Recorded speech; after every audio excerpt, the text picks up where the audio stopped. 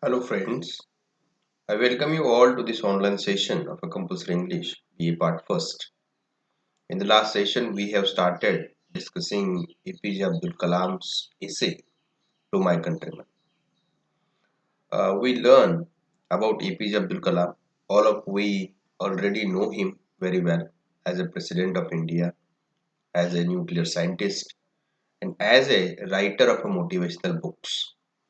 All of we are well known with him. So, in this abstract, let us read what is his vision and what he want to tell us, what he want to suggest us to be a superpower of future. So, as I told you, the reading, vision, listening to the great personalities are very important to build a good personality, and therefore this unit is prescribed to you to understand or broaden your vision regarding your nation, giving you the idea what you should do in your own life, how can you contribute to build a nation.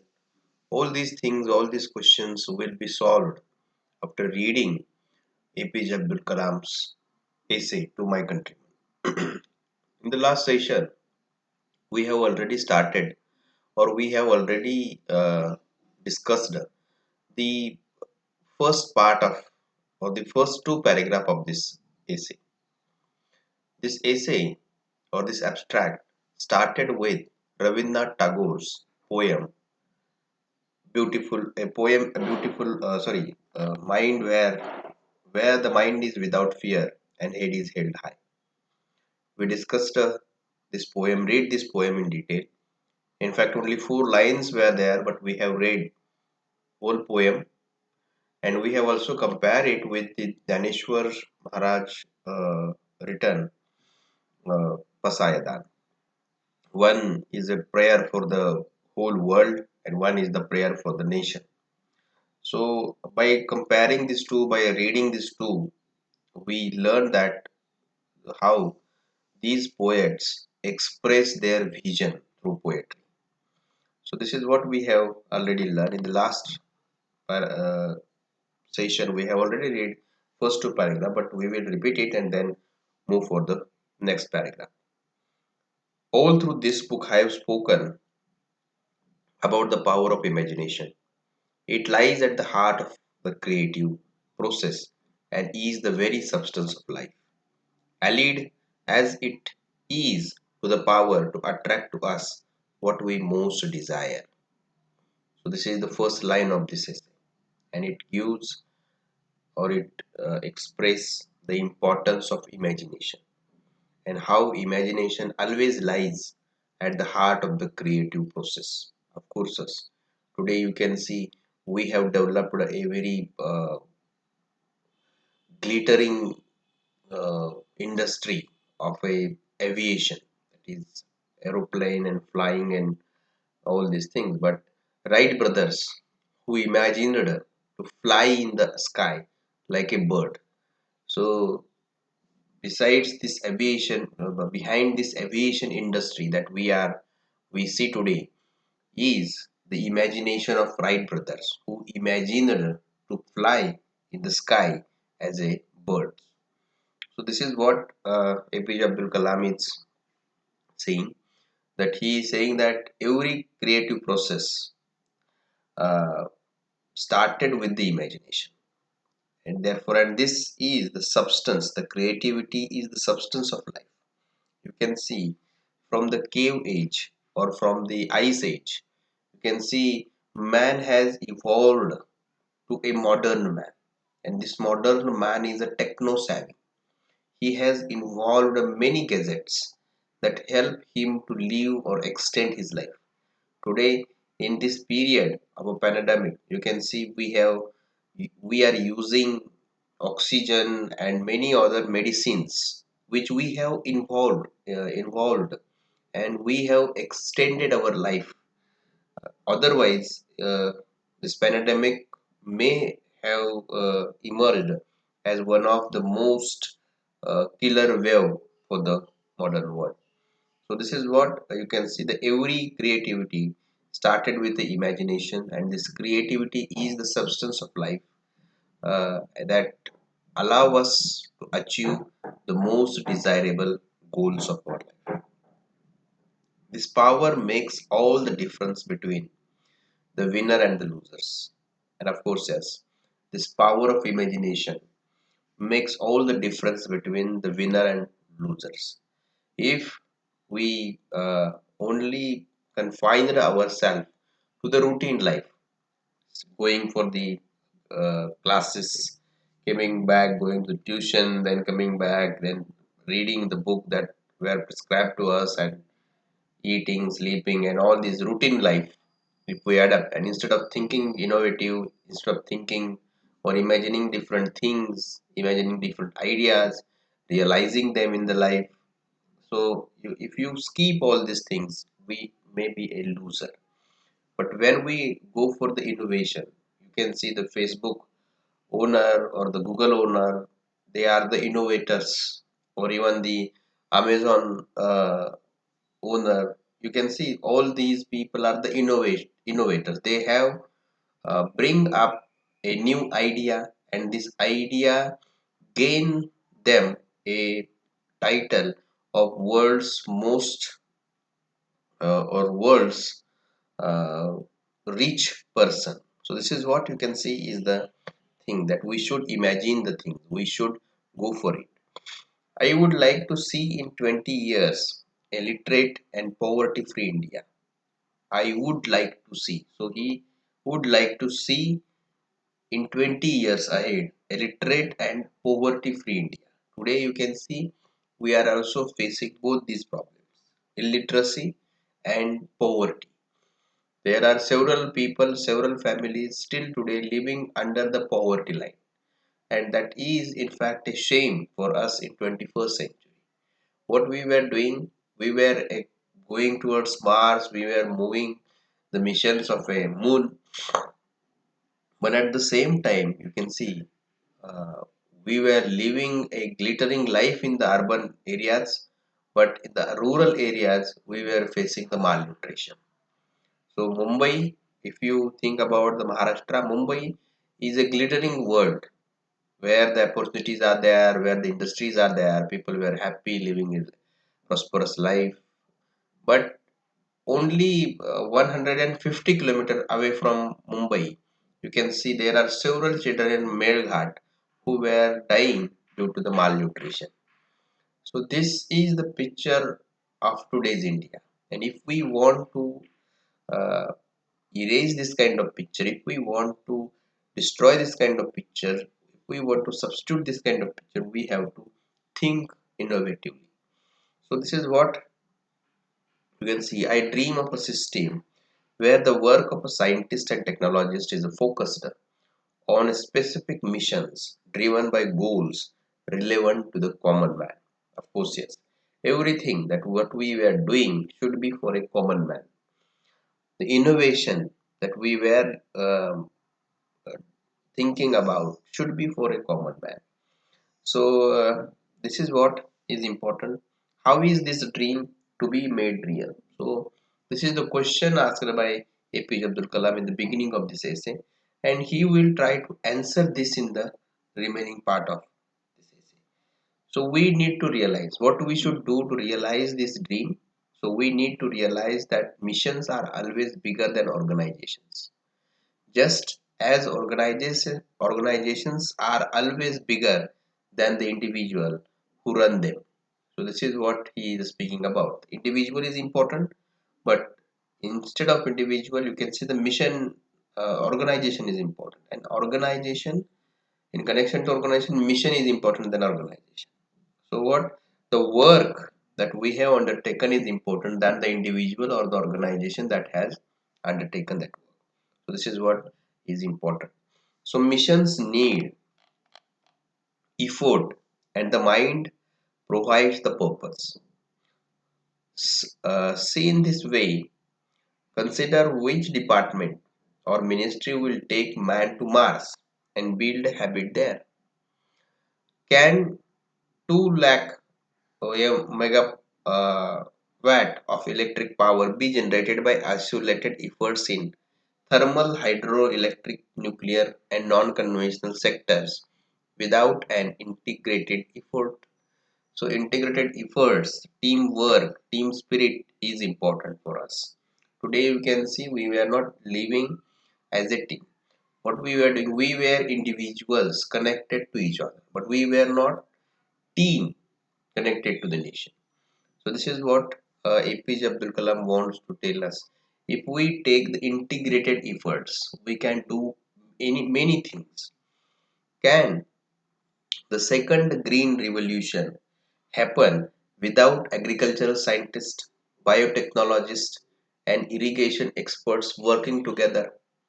So as I told you, so this is the age of a multidisciplinary approach where instead of going for the super specialization, I am a student of a history, I am not going to learn English. I am the student of English, I will not think what geography teacher is teaching. So this is the age old or the traditional method of learning. But in fact, if you see, all these knowledge is also important for us to live a life in modern India, live a life in a modern world, because modern world is moving toward the multidisciplinary approach. As I told you, a single example, I given you the example of uh, a discovery in botany, that is Victoria amazonica, a lily uh, from Amazon. So it is explored, this lily is discovered in the period of Victoria Queen. So it is named as Victoria Amazonica.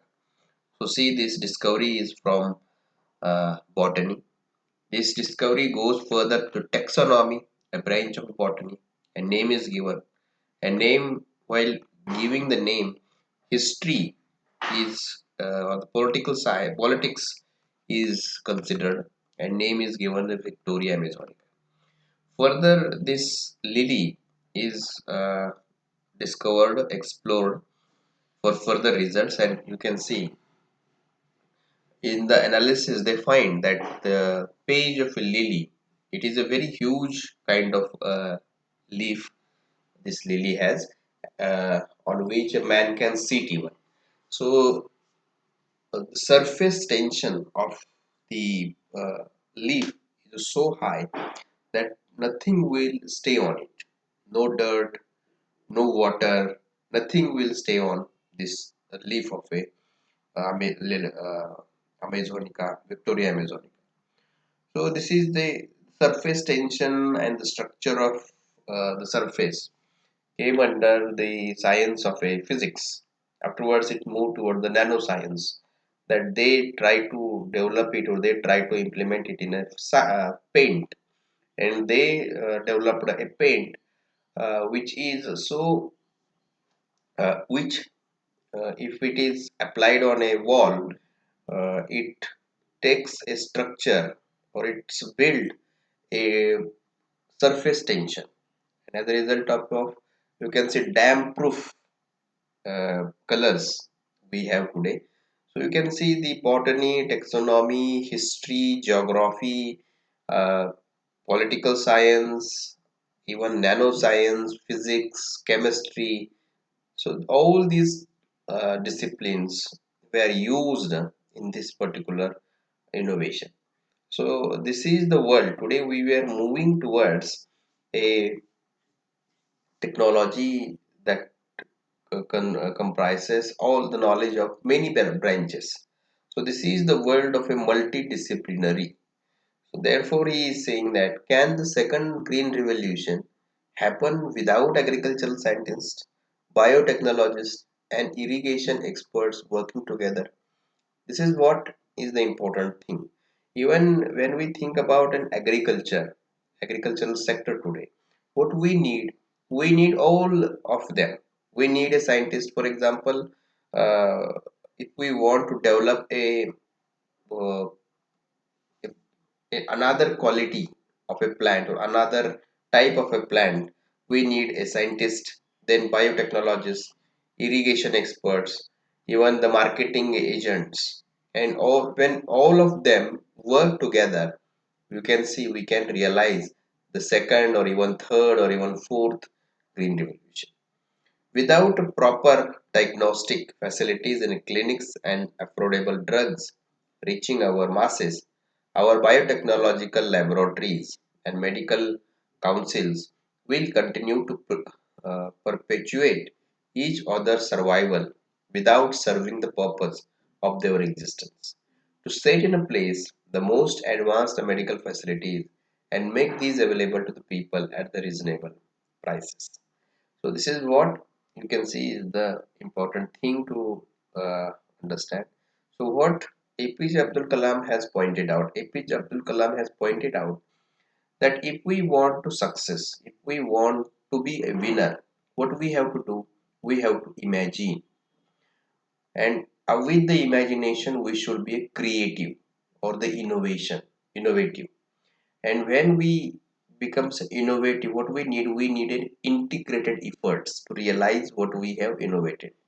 So this is what the three steps that APJ Abdul Kalam explored in the first part of or first paragraph of this unit, that he is saying that we should start with imagination, we should go for the creativity, we should go for the innovation, and after creativity and innovation, we should go for the integrated efforts. And this integrated efforts also contains the multidisciplinary approach. So this is what is important in terms of become a winner or realize the dream of the nation. So I had dwelt upon my own experiences that made me aware of the energy field which is created by a vision. Of course, yes, we can see today this energy field in which this scientist also APJ Abdul Kalam also works very hard. So he all of them developed a mission uh, and realized the dream of uh, energy field or the dream of the nation of energy fulfilled by these authors. It is a power that arises from deep within you. Of course, yes, this is self motivation, self inspiration is more important than any other thing. If we were self motivated, self inspired, then only it is possible for us to develop or to realize the dream that we have seen. So, this power is the basis for the movement towards excellence we saw at the time of independence.